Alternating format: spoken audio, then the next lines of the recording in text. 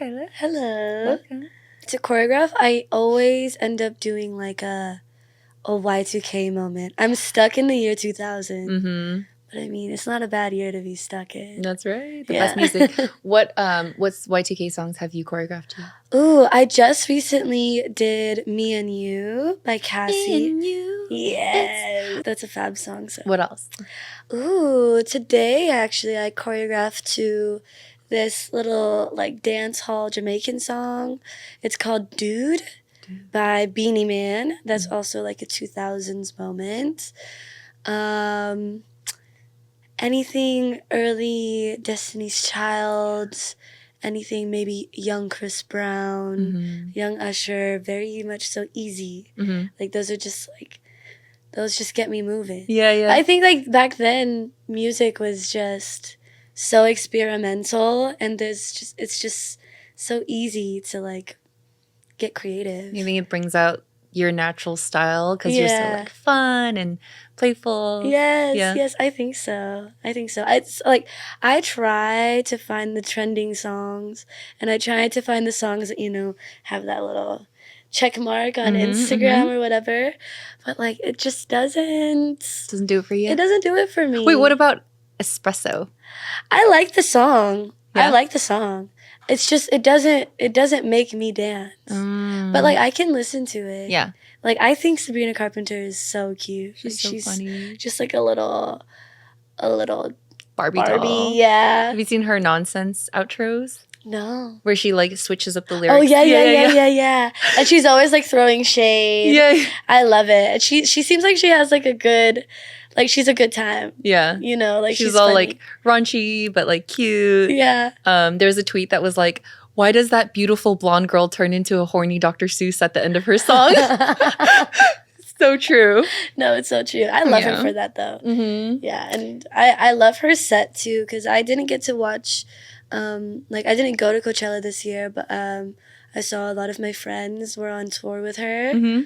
And I just think she's just like such a good performer. Describe your go-to dance outfit. I feel like I know this. Usually, for me, it's changed over the years. No, actually, it's been the same pretty much. But I am always in a booty short or a brief. Because I'm like, well, if you're a casting agent, I'm 5'2". But if in real life, I'm like 4'11 and a half. So I need like the things that'll like make my legs long. So I'll have like a brief and then usually like a bikini top or like a little teeny tiny top. Yeah. I like to wear just like little things. Yeah. But also I think it comes from my like ballet training or like when I was younger, it was always like, we had to wear form-fitting so we could see our bodies.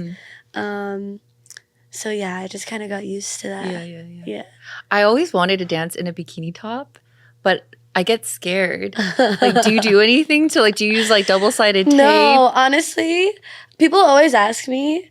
And I'm like, honestly, like, I have more trust in this bikini top than I do most men. Like, like, I don't know. For some reason, well, there are the select few bikini tops where I'm just like, okay, no. I think when you find the right one. Yeah, but like, sometimes like, I'll even wear like a little tube top. That I don't understand. Yeah. Because gravity, and you're like moving. It doesn't slip down?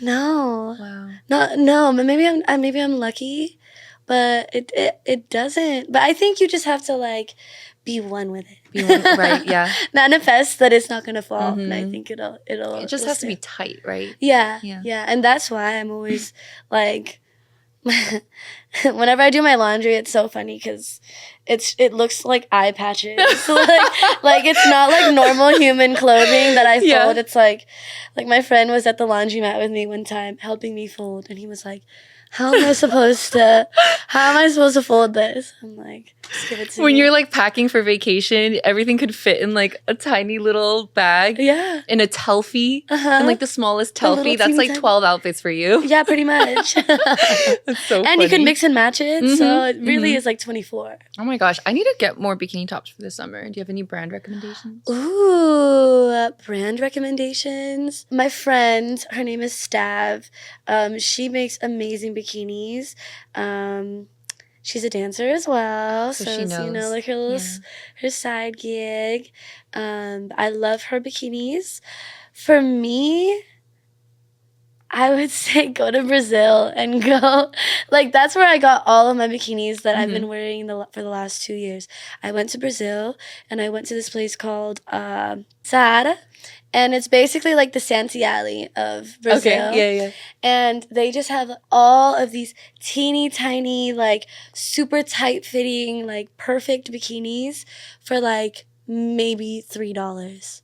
Girl, Okay. say less. Would you say you have a go-to dance move Ooh. or a couple, like your default ones? Oh, man.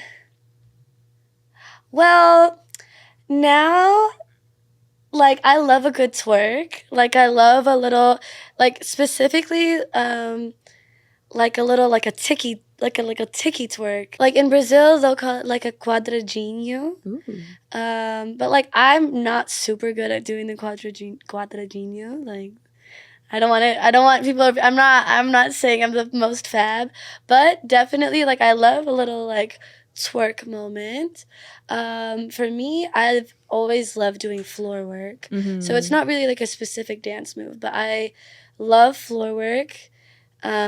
Even ever since I was doing like contemporary and stuff, I was always like, I loved figuring out different pathways and Yeah. whatnot. So I think in heels now, I definitely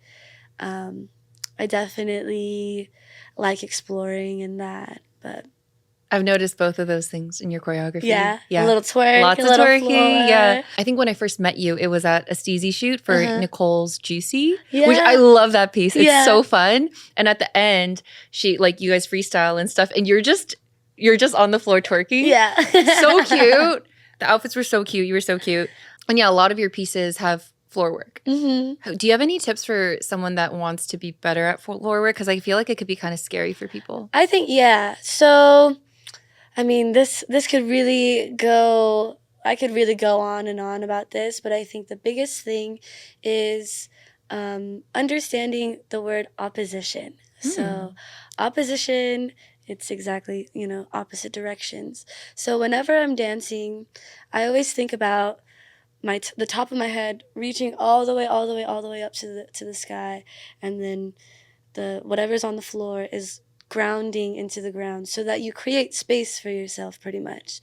So the more space that you create, the more that you're pulling throughout your body, the more that you're going to be able to be light on the ground, be able to kind of untangle yourself, untangle your legs.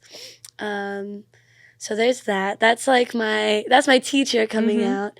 As a friend, as a peer, I would say, just keep trying. Yeah. Take class with an intention, and if it's scary, give it a try, but also give yourself like some leeway. Yeah. Because sometimes I do see in class, like sometimes even in my classes, it's like, oh, that was a little bit advanced. Yeah. Sometimes in these all-level classes, people could get a little bit scared to do all the craziness. Yeah. But I don't know. Because I feel like what is easier or more understandable for a student is lines, because it's clear, right? Yeah. But then when you get to floor work, it's a lot of circles. Yes. And sometimes the circles are going in opposite directions. Like your neck is going this way, but your leg is going some way, and it's happening all at the same time. And then this one circle leads to the other circle, leads to the other circle. Yeah. And I've seen like sequences of your choreography where it's like nonstop. Yeah. And it's like, at what point, like, I get super confused with the circles. Yeah. And that's totally, it's valid. It's hard. Yeah. Like, it is hard. It's not an easy thing to do. But something that I've really been focusing on in my program and what I teach the students that come into my class is the importance of using your breath, breath work, not only for the physical but for the mental aspect of dance. breath, your breath is one of the most important things. So when you use your breath, you're kind of able to find that momentum, and you're able to find the pathways that are a little bit more natural, that naturally want to fall and naturally want to extend. Yeah. So when you are a little bit more focused and like understanding of how that breath works for you, I think it does make those pathways a little bit easier. But breath work in itself, like I could do a whole 1 hour class with just standing and talking about breath, because I think that that's super, super important. That's, I think, is like the base of being able. It's not separate from your movement. It's the beginning it's of your the beginning movement, right? yeah. That's where it should be coming from. Yeah, Your core, your breath, it's what carries everything. And I think that's also how you can maintain a healthy body. I've been working with, or I just started working with this girl. Her name is Tanya. She was a dancer as well, but now she's more in the fitness realm. And she was I actually went to her yesterday, and she was telling me about like a different kind of breath that activates like your core, that also protects your lower back, and all of these things. And I was just like, oh my gosh, this changed the game for me as far as working out, like how to properly use a breath for working out. So I think that there's different breaths for different things. I also do a lot of yoga. So yoga has taught me that there are different breaths to help with different things as well. So yeah. Wow. Breath work. Breath work is so important. You're such a healthy person. I mean, tell that to my exes. Why, did they not think so? Probably not. I don't know. Like physically or? Well, you know what? I would say no, more so in like the toxic realm of things. Oh but no, I'm the most toxic. Like, I genuinely don't think I'm toxic. Oh, unfortunately, but like, who knows? Again, ask my exes. But I I think that like I just maybe I am toxic. What's your zodiac? I'm a Capricorn. Oh, so maybe. But I think what it is I am a very free soul. Like, I came to this podcast in a bikini and Tim's, so I kind of just do what I want. But I genuinely believe that unless there has been malice given towards me, there is no malice ever. And I don't like hurting people. Like, I don't like being a mean person. It genuinely like irks me and makes me think about it for like years. Of course, yeah. So like I think that's where I would say I think my exes would think that I'm a little toxic. I had an ex at one point, and I think this is something that a lot of heels dancers or a lot of dancers that are first getting in the industry will come across, is like, not everyone can date a dancer. I think you have to be a very secure human being to date a dancer. And I don't think this ex was very secure. Oh my God. And so he would like tell me I wasn't talented, that what I did was basically just stripping on Instagram. And I was like, well, excuse me, but like, you knew what you were getting into. Yeah. It's not like I just started doing all of this stuff now that I'm dating you. No, babe. Like, I've been that bitch. Like, I've been in this industry. I've been doing all of this for years now. And so if you can't handle it, just say it. Just say it. If you are insecure, just say it. Just say it. Yeah. But it's not for everybody. And I think it's always so funny. It's not funny, but I always see my friends that like are young, like moving from other places, coming to LA, living their like, LA dream, and then them like having like being in a relationship. And I don't ever say this because I always wish for the best for them, but I tend to see them like not be together by the end. Yeah, I'm sure there's a lot, but it's also like just you're in different places and you're in different life chapters. And it happens. It happens totally. So. Especially if they're insecure. That's wild though. Yeah. I think people like it might, to the naked eye or like the average like, non-dancer, if you have certain biases, I can see why people would think that. But to me, heels is very like it's like the art form.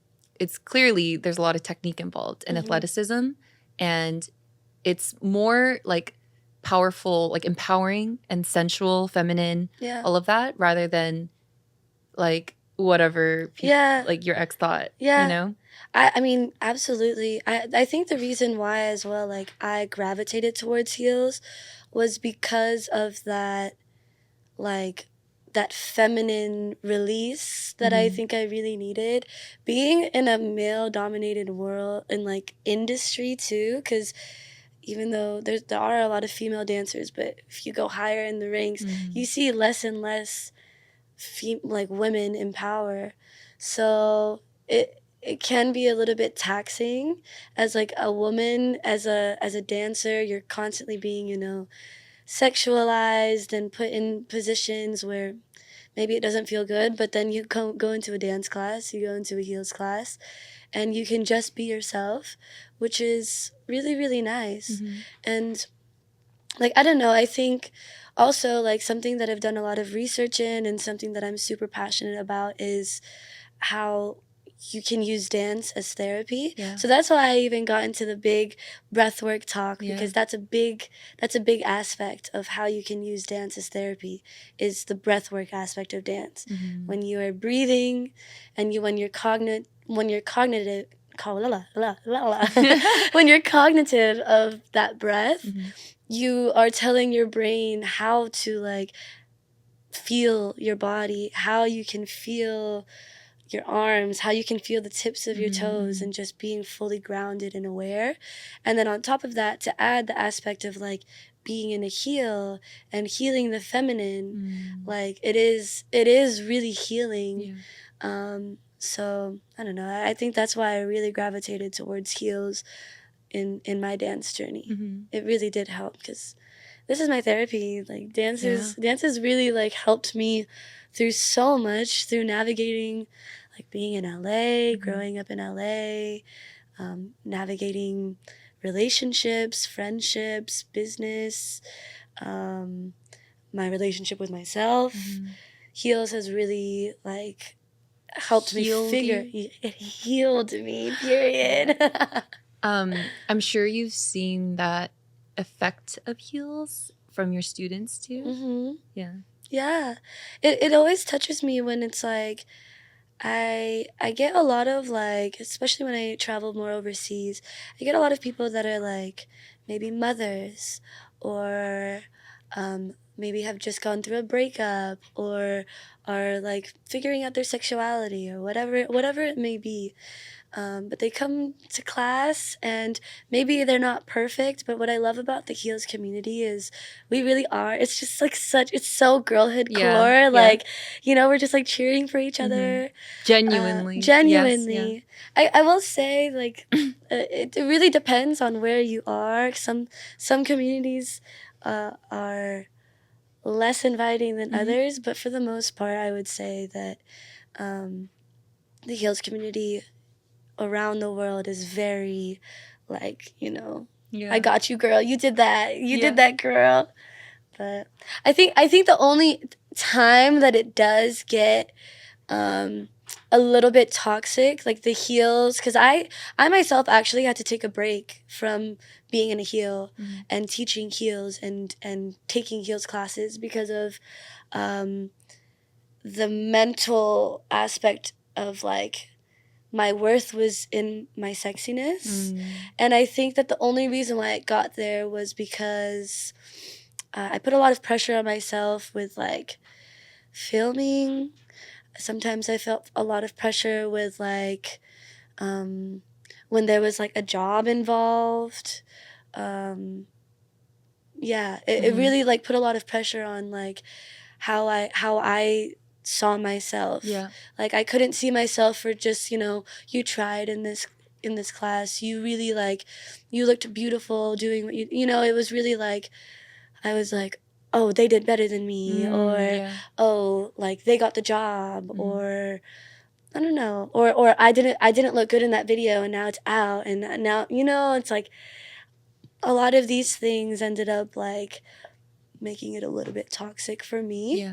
But you know, that's we all live very and you human. learn. It's like actually like pretty refreshing to hear you say that because you're so stunning. Oh, And every video I've ever seen you in, you look incredible. thank you. So, I mean, everyone's human, I guess. Yeah, I definitely, I get that a lot because I also think that I give off a very confident persona, which I think is genuinely me.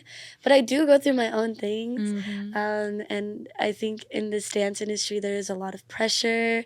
It's hard having dance be your job because of the fact that dance is so like close to your heart. Yeah.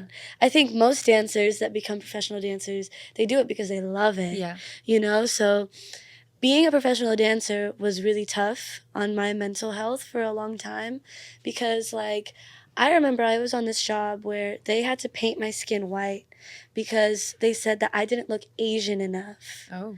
Yeah. They would say that I didn't look Asian enough, so they had to paint my skin white. Or I wasn't, or like, I was too thick for this certain job, so I couldn't do it. Or I look too childish, or I look too grown, or it's all of these things that are like things that you can't really fix. Because now in LA, it's really, everybody is a good dancer. Yeah. So now it's more so a moment of like, do you fit the box? Yeah. Do you fit the stereotype of like what we need? And so it did get a little bit like draining on my mental health. What are some of the things you did to help? To kind of help? Well, I took a step away in the sense that like I didn't go to as many classes that I would go to often.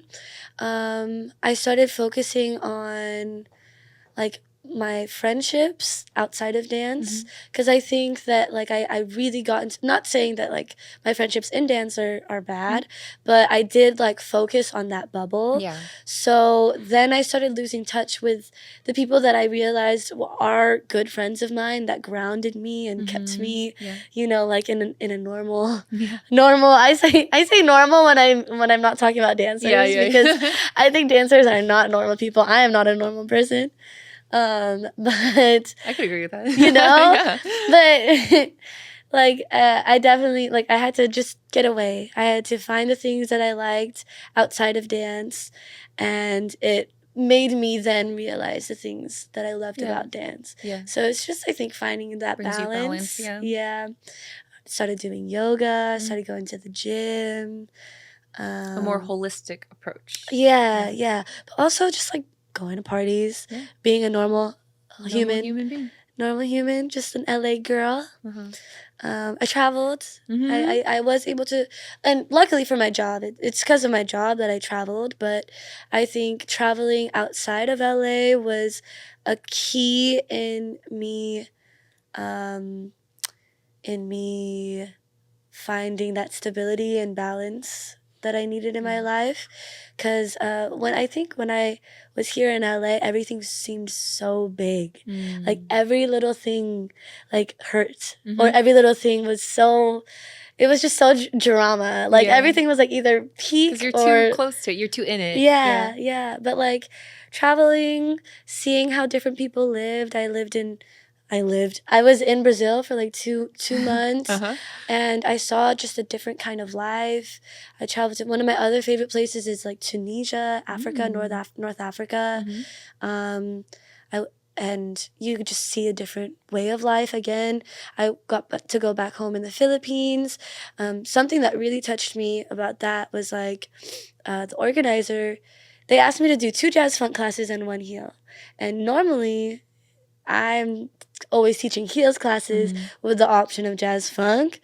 And I asked him why, and he was like, well, like we would love to have you do more heels classes, but people here can't afford to buy heels sometimes. So there's not really as much of a market. And so it really like opened my eyes to like the things that I was caring about when I was here in LA and when I was, you know, working as a professional dancer. Those are not really the things that I care about now, you know. I still love the glitz, I still love the glamour, but the world is so much bigger. The world is so much bigger than you. Yeah. than your job, than the things that you have. You know, it's really all about community. Without the community, I think there's nothing. What are we doing this for? Yeah. You know? So true. Are there any dance communities besides what you just spoke about that stand out to you from your teaching or working? There's a lot of different, like, getting out of LA really showed me that people really move differently everywhere. So a place where it was so new to me was Korea.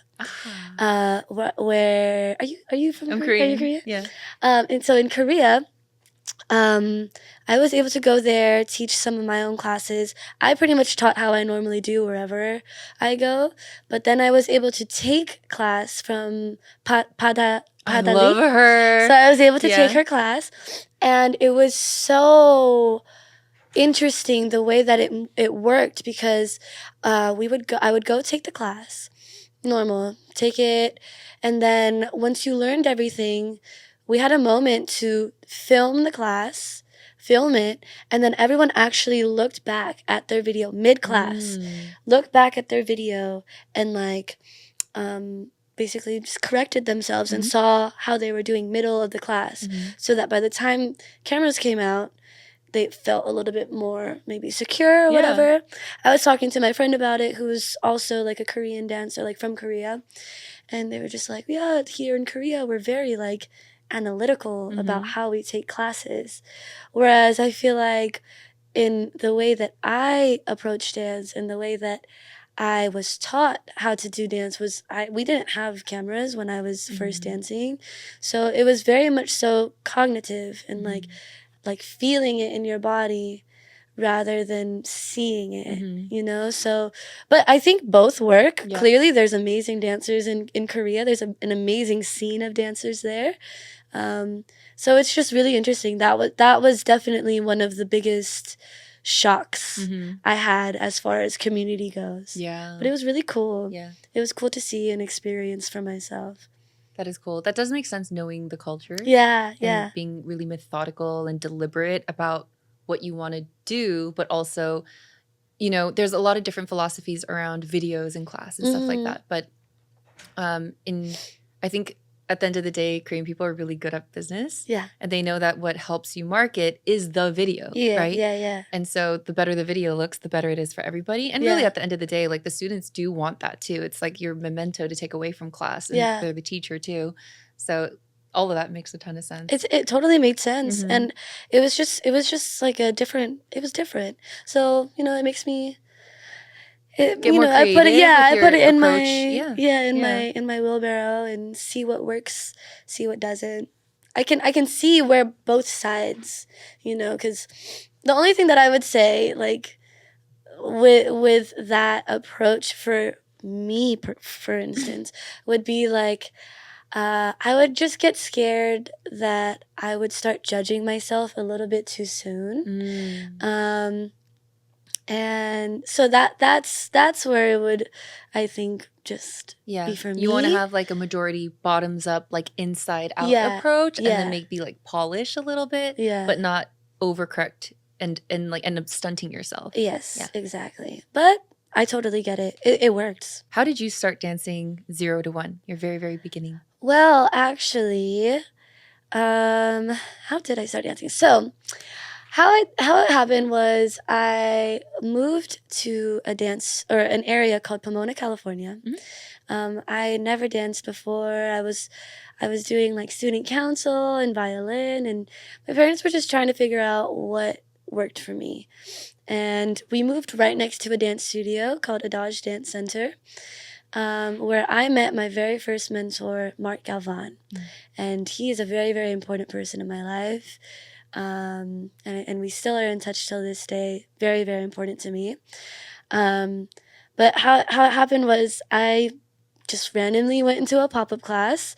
No one was in his class at this time. He was maybe 25, a brand new teacher.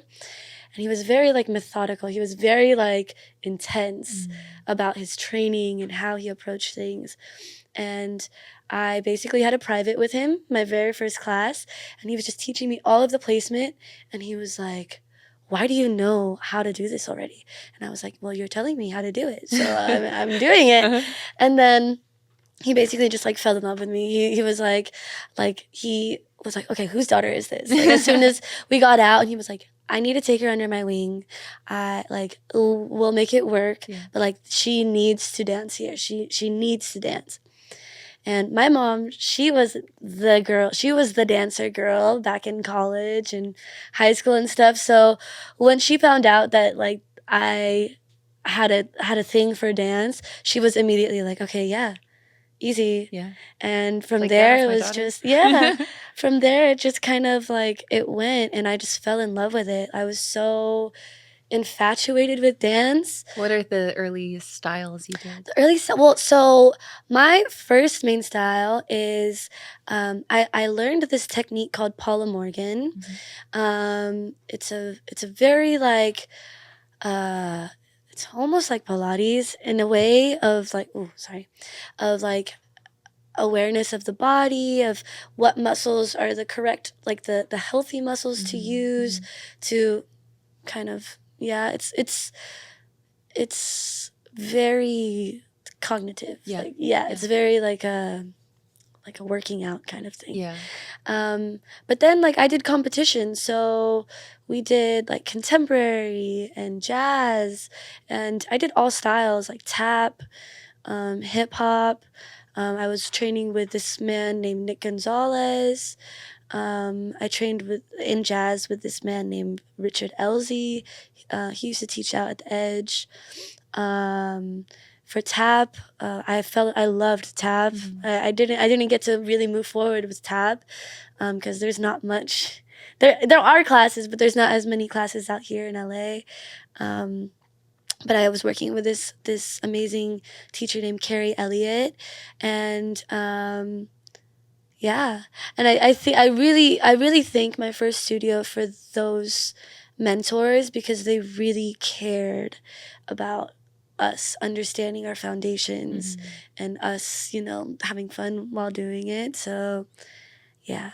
I also did train in this. I wouldn't say I trained it was like a mutual training through my mentor Mark, but he was trained in this style of dance called Buto, which is a very niche contemporary art form. It's a Japanese art form. It's a Japanese style of dance. So I was like vicariously trained in Buto through my mentor as well. No wonder you have such a solid foundation and mind-body connection. I really do think like all of those years of contemporary and just like technique for getting me into my heels. My heels is very much so like an extension of the training that I already had. How old were you when you started training? I was 12. Okay. Yeah, so I was fairly young. How did you transition into heels? It was just something that I loved. So as soon as I turned 18, I went to a high school in Torrance.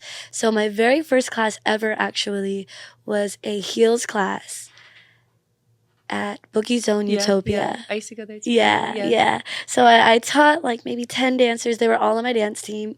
And it was a heels class because I just loved, this was around the time where like Aaliyah Janelle had just done Itty Bitty Piggy. So you can kind of start to understand like the era of dance that I was like running into. So I saw Aaliyah doing heels. I saw who else, like Nicole, all of the playground stuff. And I was just like, I need to do it. Like, I know I can. It's basically like a point shoe, no? So then I got myself into a heel, and it just went from there. Around this time too was when, do you know Cisco? Yeah, so Cisco was just, I would say, starting his style. Like he wasn't even in a heel yet around this time.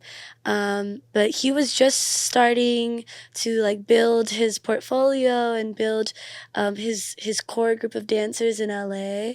And I started training with him. like, he was one of my first mentors. And I remember taking his class at Evolution, Studio C, like one of the smallest rooms. And just always taking his class.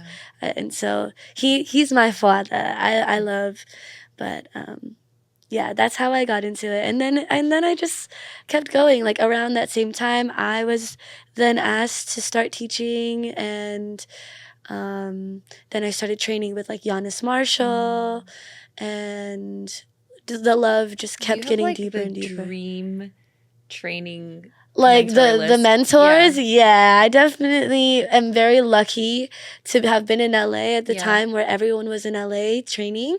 Like I trained under Nicole. I was with Nicole, Aaliyah, JoJo is not necessarily, she does teach heels, but like I trained with her in jazz funk since I was like 15. No way. Like in high school. So JoJo is also one of my mentors. Who else can I say? Giannis, obviously. And then like all the mentors that I had prior to moving to LA, I think even though they may not have like the names that are out and about, they are the Sasha Bryant.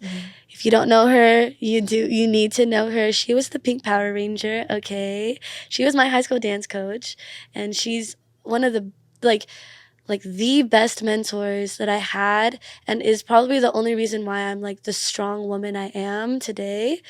My first tattoo is actually from her sayings to me. And she was just like, what does it say? It says here, it says strong mind, strong heart. And I had anxiety all throughout high school, all throughout competition. So she would always say that to me. And so she trained me a lot about resilience, about how to be a good leader, how to teach, how to be a strong, a leader. So Sasha and then Mark Galvan, those two are also like so fabulous. So do you think because you had such great teachers, it inspires you to be a great teacher? Yeah. Because, a lot of people are great dancers, but that doesn't mean you're a great teacher. It takes a different type of attention and effort to be a good teacher. Absolutely. And I feel like you care a lot about your students. I do really care a lot. That's why actually in the last 3 years, I've kind of weaned away from like doing more professional dance jobs. Even though sometimes I do miss being on stage, I actually had to sit down with myself because I was actually in the position of like, it was like a crossroads where I was being asked to do a job, but then I was already booked on a teaching job. And technically this dance job was one of my dream jobs. It was something that was truly just like every dancer's dream to be on this specific job. But I was just thinking to myself, like, how when I am teaching, I feel a lot more fulfilled with the connection that I have with my students because of like I get to see them grow. And that connection to me is what really makes me feel fulfilled. Obviously, when you're on stage or when you're behind a camera, you are still, it still is a beautiful thing to be able to entertain and to make these people who are watching you feel good.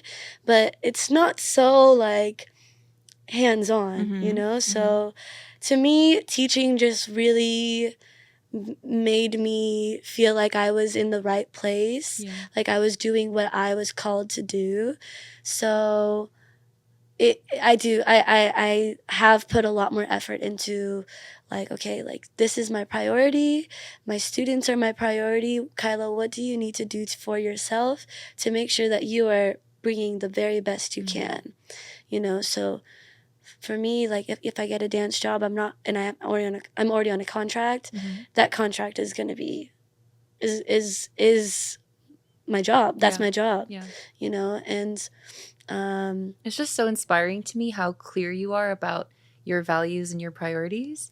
Because I feel like a lot of people are a little less organized about it, maybe, or a little less present with themselves.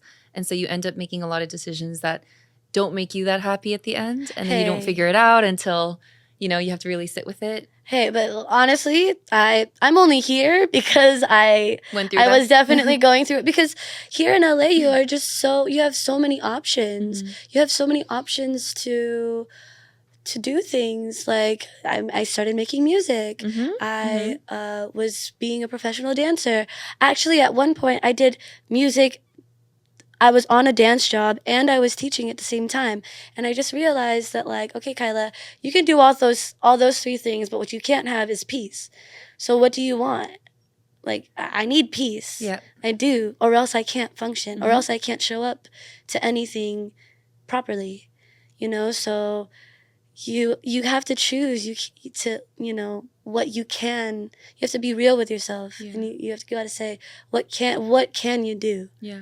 You know? And I've put a lot of, like, because actually, so a main thing that actually happened was, like, I was in such an anxious state of life at one point, maybe 2 years ago, that I actually had a seizure.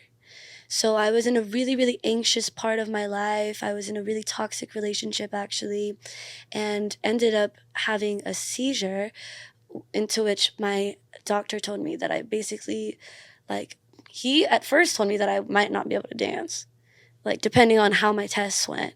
And then he said, okay, you can't dance for 6 months.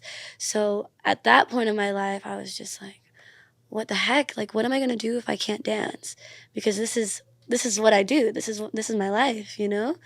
And so I had to do, that was like my awakening moment of being like, okay, Kyla, you have to take care of yourself, or else you're not going to be able to do this. And you're only, at this point, I was like 22. So I'm like, you have so much left of your life that, like, you can't be trying to do everything all at once just to break down. Like, you can't break down again, is what I said. I was like, you don't have it in you to break down again. Like, this one already almost took you out, you know? So make sure you don't break out, you don't break down. And so that meant, pulling away from certain things, knowing when to say no, setting boundaries for myself, which is much easier said than done. I'm skipping a lot of the journey, but I'm sure. But trust me when I say, if you don't know when to stop, your body will tell you. Oh yeah. And that was the universe. I didn't know like stress could cause seizures. Yeah. Well, because, like, imagine, because you hold stress in your body, so, like, imagine, like, holding so much stress here. And if you have a lot of tension up here, you're not going to be able to get air, like, proper airflow to certain places. So, like, also, like, stress and trauma and anxiety, like, why I think dancers should all be cognitive about their mental health is because it affects how you can function, how you can move your body. So a dancer that is more cognitive of the things that are going on with their mental health versus a dancer that isn't is more likely, or the dancer that isn't is more likely to get injured. Because if you're holding all of your tension here, or like me, I hold a lot of my tension in my hips, it'll get tight, and then you're being asked to do all of these things that are honestly not human. So, like, that's how a lot of people get injured, and they don't even realize. So again, breath work is super important. So yeah. Oh shit. Yeah. The more you know. I actually don't think I've ever spoken about that publicly, like my seizure. Yeah. That's so scary. It was a scary situation, but so you took a break for 6 months? I did. And that's, I actually started working in an office. I worked as a receptionist. Cute. Yeah, so that was like my little 6 months of being like a normal human. and then I actually ended up booking a job with Anitta. Oh yes, that was your randomly. Memorable job question. That was that was my favorite job. Tell me more. Anitta was just so fabulous. Everything about it just felt so in alignment. So I did Coachella with Anitta in 2022, I want to say. Or it might have been 21, but I'm not too sure. But the choreographer was Aaliyah Janelle, but it was also with Anitta's main choreographer from Brazil. Her name is Ariely Machado. So it was kind of a collaboration with the two queens. And it was 10 American dancers, 10 Brazilian dancers. And they flew us out to Brazil for 2 weeks. And it was just such an amazing experience because everyone really meshed so well together.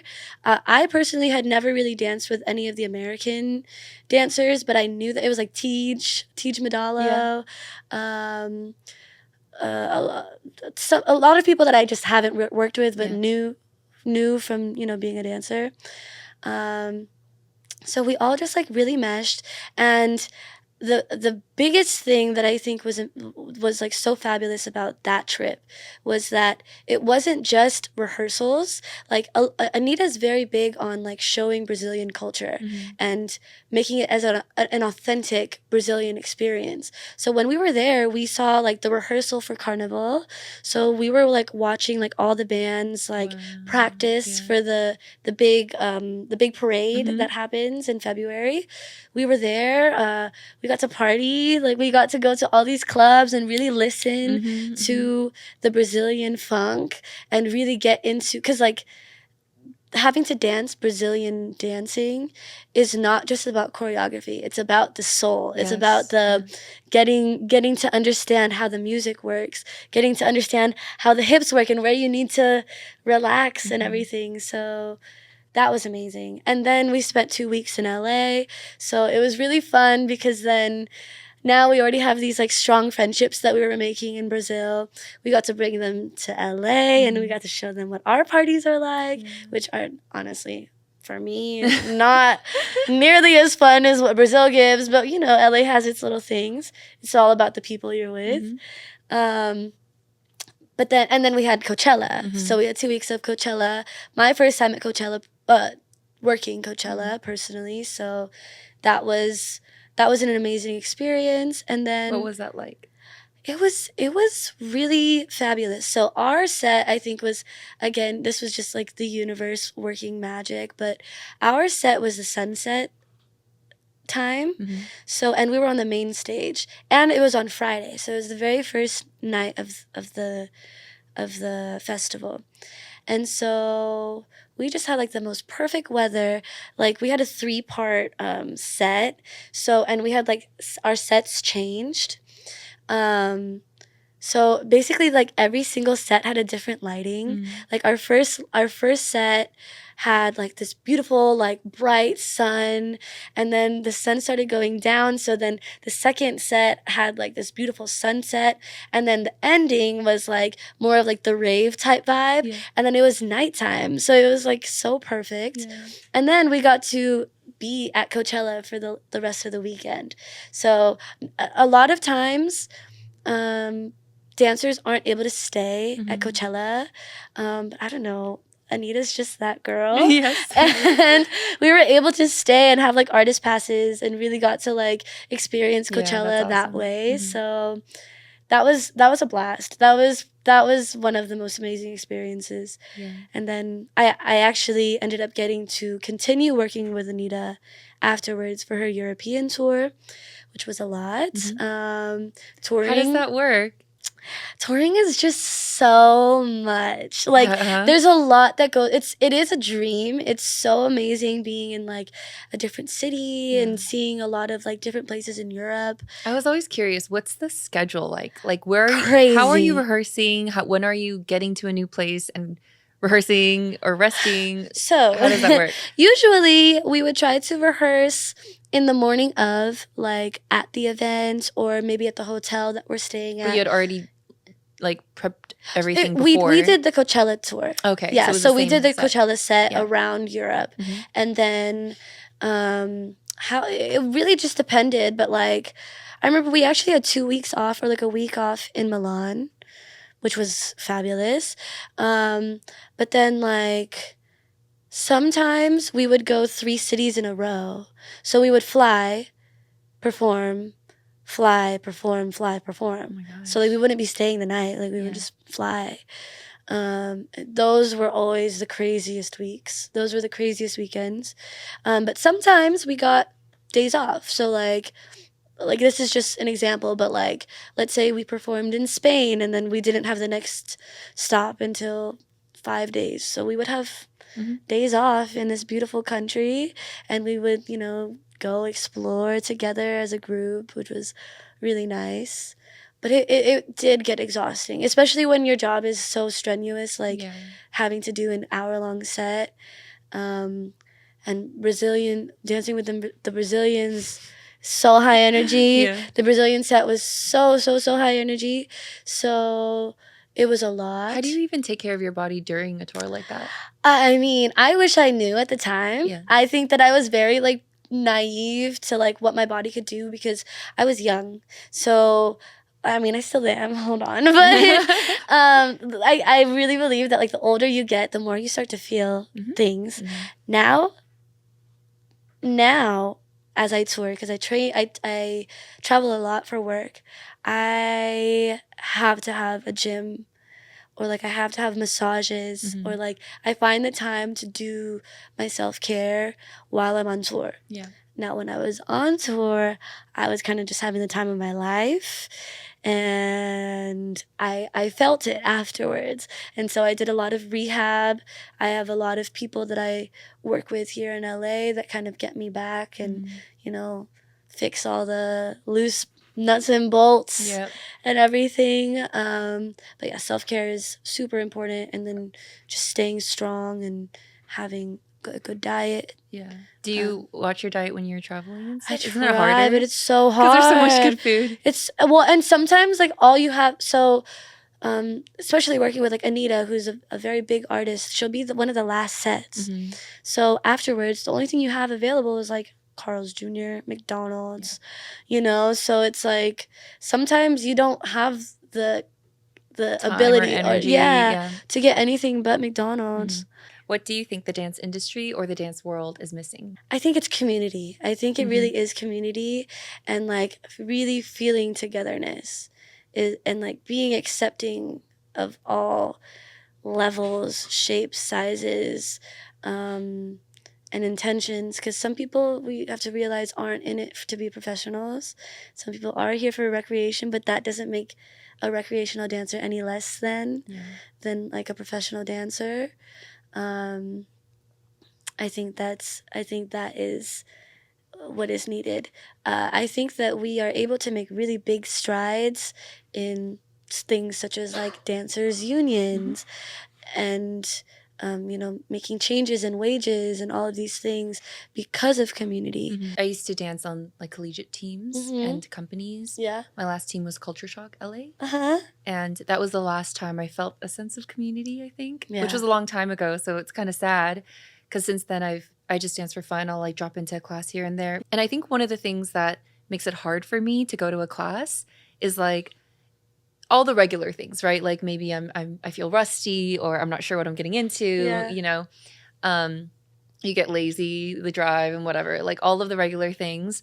But also because I don't have that incentive of like, I know that my community is going to be there because it's always going to be a different group of people, which is why if you do your beginner heels program, I'm there. I definitely want to, because that's been something that I've been yearning for myself. I do a lot of traveling by myself, and so it's just been a thing for me to be like, okay, I want my tribe, you know. So I definitely. What would it be called? The Blueprint Project. You have a thing for blue. Like blue hair. It just like it naturally happened. Just because when I moved to LA, I had bright blue hair. I was so young. People started calling me Baby Blue. I didn't start that. That's so cute. But I went with it because it gave. But then now I don't have the blue hair. Now I'm kind of just like really sitting in my own thing. But I did want to like play off of that era of my time, and you know, the blueprint. Like to me, the blueprint is like the basis. Like what is the basis? What is our foundation? And how are we gonna get from point A to point Z, not even just to point B, but like what are the steps that we need to take to be the very best version of ourselves? Well, that was beautiful. Thank you. Thank you so much for having coming me on.